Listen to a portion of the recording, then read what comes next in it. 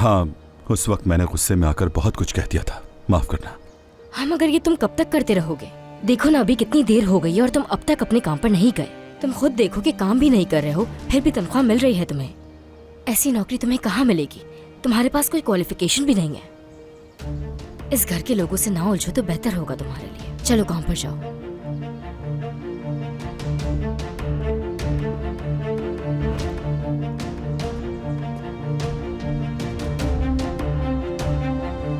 तुम मुझे इससे ज्यादा तकलीफ नहीं पहुंचा सकती नसरीन।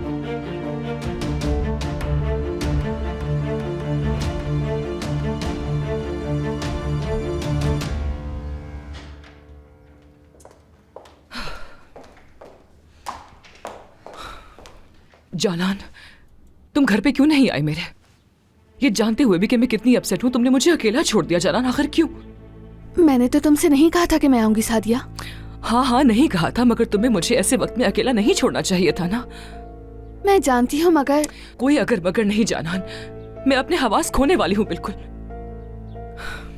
एक तो 18 साल के बाद जाकर मुझे मेरी बेटी मिली है, और वो है कि देखना ही नहीं चाहती है मुझे।